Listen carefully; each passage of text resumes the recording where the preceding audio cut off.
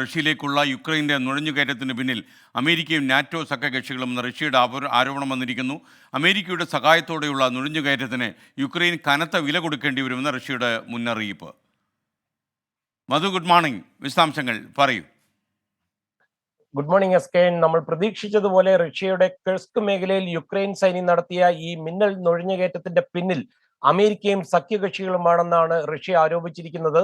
ഒരുപക്ഷെ രണ്ടാം ലോകമഹായുദ്ധത്തിന് ശേഷം ഒരു വിദേശ ശക്തി റഷ്യക്കുള്ളിൽ ഇതുപോലെ പ്രവേശിക്കുന്നത് ഇത് ആദ്യമായിട്ടാണ്. ഓഗസ്റ്റ് 6-ന് റഷ്യയുടെ പടിഞ്ഞാറൻ അതിർത്തി കടന്ന് യുക്രൈന്റെ ആയിരക്കണക്കിന് സൈനികർ ഉള്ളിൽ കടന്നത് ശരിക്കും വ്ളാദിമിർ പുടിന് ലോകത്തിന്റെ മുമ്പിൽ തന്നെ ഒരു നാണക്കേടായി മാറിയിരിക്കുകയാണ്.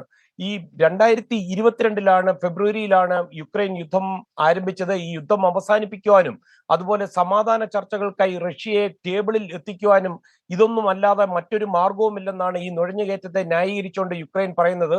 എന്നാൽ ഈ റഷ്യ ആരോപിച്ചിരിക്കുന്ന ആരോപണങ്ങളെല്ലാം അമേരിക്ക നിഷേധിച്ചിരിക്കുകയാണ്. മുൻകൂർ അറിയിപ്പൊന്നും നൽകാതെയായിരുന്നു യുക്രൈന്റെ ഈ നുഴഞ്ഞുകയറ്റം എന്നാണ് അമേരിക്ക പറയുന്നത്. ഈ യുക്രൈന്റെ സൈനിക നീക്കത്തെ പറ്റിയും പാശ്ചാത്യ രാജ്യങ്ങൾക്ക് അറിവില്ല എന്ന് മറ്റു രാജ്യങ്ങളും പറയുന്നുണ്ട്.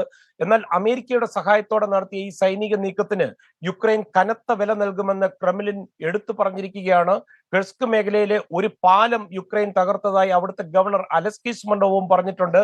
അതേസമയം ഈ നുഴഞ്ഞുകയറ്റത്തെ തീവ്രവാദം എന്നാണ് റഷ്യൻ പ്രതിരോധ മന്ത്രാലയം വിശേഷിപ്പിച്ചിരിക്കുന്നത്. കെർസ്ക് മേഖലയിൽ നല്ല രീതിയിൽ ഈ നുഴഞ്ഞുകയറ്റത്തെ ഈ റഷ്യൻ സേനയ്ക്ക് പ്രതിരോധിക്കുവാൻ സാധിക്കുന്നുണ്ടെന്നും പ്രതിരോധ മന്ത്രാലയം പറയുന്നു. എസ്കെൻ. ഓക്കെ, താങ്ക് യു മധു. കൊട്ടാരക്കര പ്രശ്നം കൂടുതൽ വഷളായി വരുന്നു എന്നതിൻ്റെ വാർത്തയാണ് അമേരിക്കയിൽ നിന്ന് മധു റിപ്പോർട്ട് ചെയ്യുന്നത്.